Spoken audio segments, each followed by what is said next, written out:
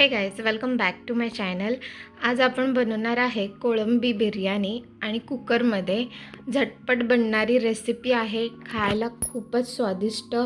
तर चला तर मग आता आपण बिर्याणी बनवायला सुरुवात करूया। आता मी हे बासमती तांदूळ घेतले आहे बिर्याणीचेच आणि ते चांगले धुवून घेतले आहे। 1.5 वाटी तांदूळ आहे आणि ही बिर्याणी 3 ते 4 माणसांसाठी होऊन जाईल। आणि ही कोळंबी मी चांगली स्वच्छ धुवून पाण्यामध्ये ठेवून दिली आहे। त्याच्यातला काळा धागा असतो तो काढून घ्यायचा, म्हणजे काढून साफ करायचा। आणि ह्या बिर्याणीमध्ये मी ही अर्धी कोळंबी वापरणार आहे आणि अर्धी कोळंबी फ्राय करण्यासाठी ठेवणार आहे। कोळंबी फ्रायची सुद्धा रेसिपी आपल्या चॅनलवर लवकरच येईल, ती पण बघायला विसरू नका। आता जी कोळंबी लहान साईजची आहे ती मी कोळंबी बिर्याणीमध्ये वापरणार आहे। सर्वच मोठ्या साईजची आहे, पण ह्याच्यामधल्या पण जी छोटी वाटते ती मी कोळंबी बिर्याणीमध्ये कोळंबी वापरणार आहे आणि जी मोठी साईज आहे ती कोळंबी फ्रायसाठी मी ठेवून देणार आहे। ते छोट्या डिशमधली कोळंबी मी बिर्याणीसाठी वापरणार आहे।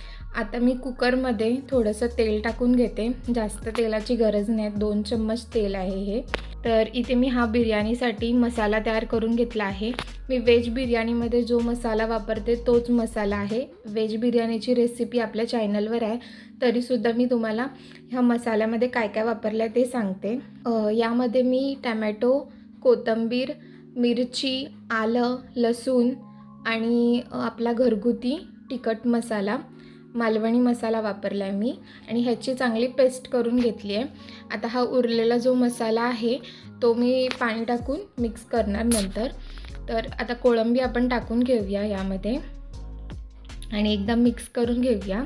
यामध्ये आपण दहीचा वापर नाही केला आहे बिर्याणी बनवता, कारण चिकन बिर्याणीमध्ये दहीचा वापर करतात आणि कोणती पण मच्छीची बिर्याणी बनवत असेल कोळंबी बिर्याणी तर त्यामध्ये दहीचा वापर नाही करत।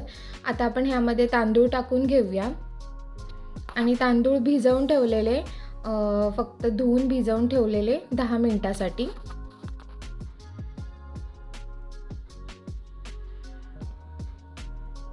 आता आपण हे मिक्स करून घेऊया आणि आता 1.5 वाटी तांदूळ आहे म्हणून मी 2 वाटी पाणी घेतलं आहे आणि हे मिक्सरच्या भांड्यात घेतलं आहे, जेणेकरून तो मसाला पण एकत्र होऊन निघेल। आणि आता मीठ टाकून घेऊया। आता आपण 1 चम्मच बिर्याणी मसाला टाकून घेऊया आणि एकदम मिक्स करून घेऊया। आणि आता कुकर बंद करून गॅसची फ्लेम आपण वाढवून घेतली आहे आणि 4 शिट्या करून घेणार आहे।